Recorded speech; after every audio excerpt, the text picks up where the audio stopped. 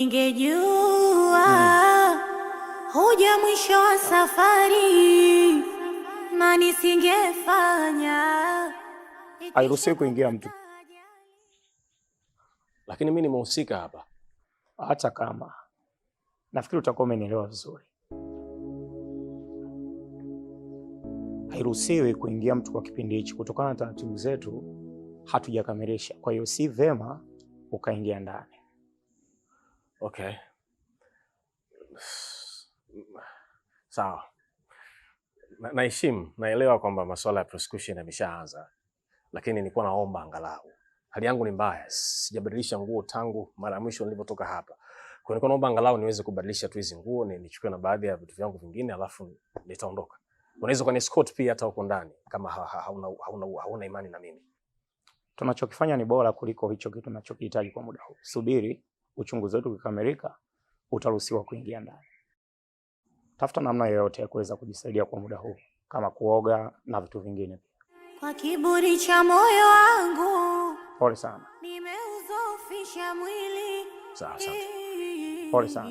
Dunia, dunia, dunia, dunia, dunia, dunia imenielemea.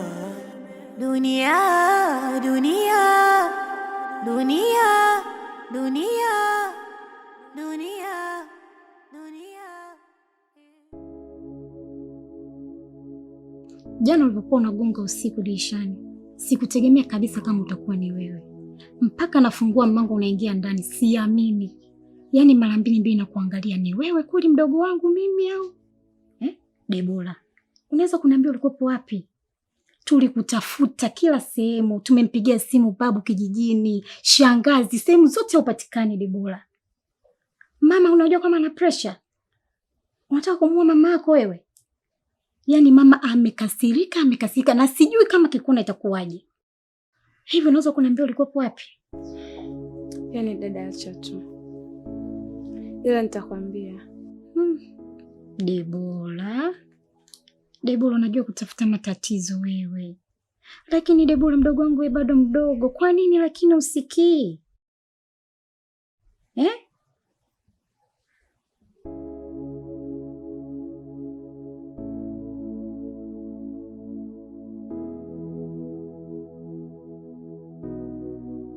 We mpumbavu. Umefuata nini nyumbani kwangu? Shikamoo mama. Sina shida ya salamu yako. Na kuuliza umefuata nini nyumbani kwangu? Na kilichokufanya unikimbie kule kitu gani? Siku 2 umepotea hapa nyumbani kwangu. Ulikuwa wapi? Na ulikuwa unafanya nini? Amna mama, ile siku mlivyoniambia nikatoa ajiandaa kwa sababu ya vipimo. Nilikimbia kwa sababu nilikuwa najisikia vibaya. Kilichokukimbiza ni nini? Amna mama, nisamee. Sirudi tena. Kirahisi tu, nisamee. Debora, unajua kuwa nina matatizo ya moyo. Unanijua mama yako nina matatizo ya pressure. Wewe unataka kuniua na pressure? Siku 2 mtoto wa kike nyumbani hulali, nyumbani huonekani. Ulikuwa wapi? Na ndio maana nilikwambia, Debora umeanza mchezo mchafu. Umenikatalia. Sasa unanidhahirishia dhahiri kwamba umeanza mchezo mchafu. Debora unatafuta nini mwanangu? Unakosa nini hapa nyumbani? Mamako nahangaika mchana usiku kucha, mimi silali nafikiria biashara kwa sababu yako. Leo mwanangu unaenda kunifanyia upumbavu, unaenda kunifanyia ujinga, alafu unaniambia nisamee mama. Debora, unanitafuta nini mimi? Unachokitafuta kwangu kitu gani? Na masomo yako atasoma nani? Sasa naomba unisikilize kitu kimoja.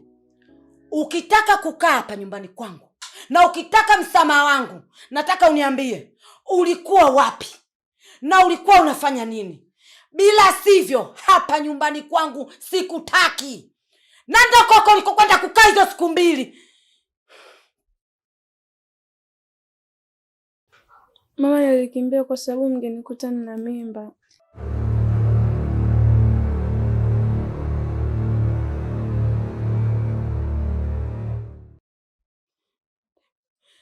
Debora, una mimba.